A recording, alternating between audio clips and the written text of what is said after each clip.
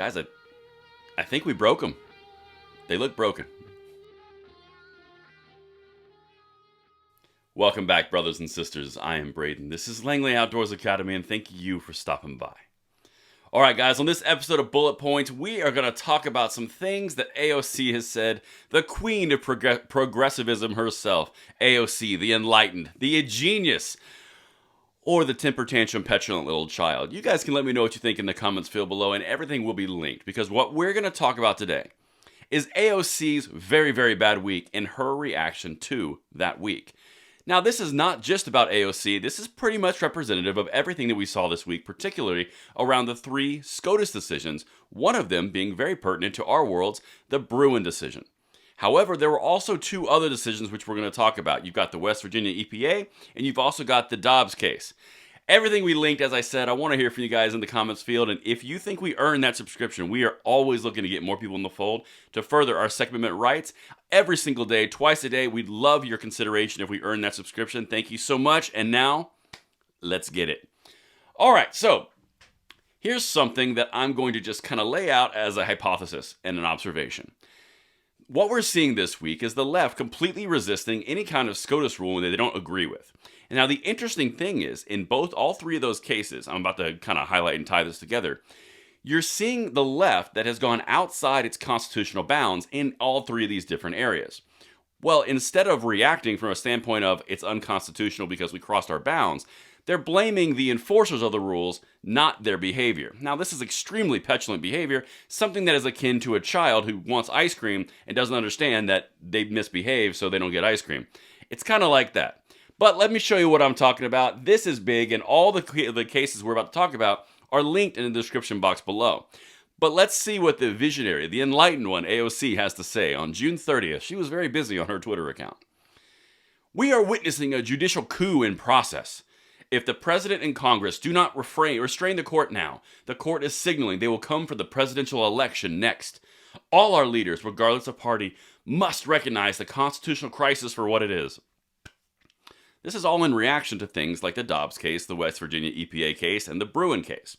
Now, I'm going to walk you through those 3 cases and talk to you about why she's reacting this way. Then I'm going to show you a few more tweets, which are comedy. The first one, the Bruen case. New York, even Kathy Hochul, the governor there, she reacted in the exact same way. This is left-wide. How dare the Supreme Court strike down all these gun legislations and gun rules that we have in place for over 100 years? Sure, they infringe on the Second Amendment of our rights and our citizens, but it keeps New Yorkers safe, so they're bad because they enforce the rules that we infringed. Very similar. You got the West Virginia versus EPA case, which basically said the EPA made rules out of thin air. They translated and added carbon dioxide to an existing dangerous chemical list, which gave them full authority to regulate everything across the board.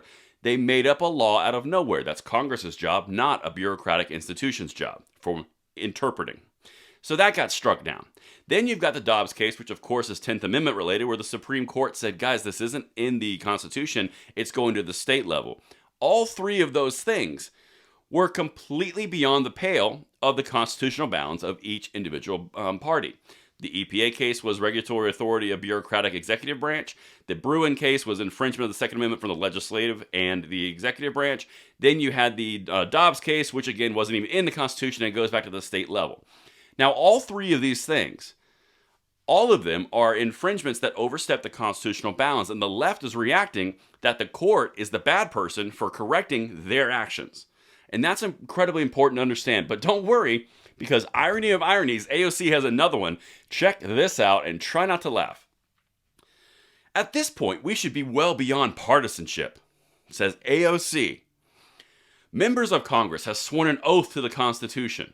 It is our duty to check the court's gross overreach of power in violating people's inalienable rights and seizing for itself the powers of Congress and the president.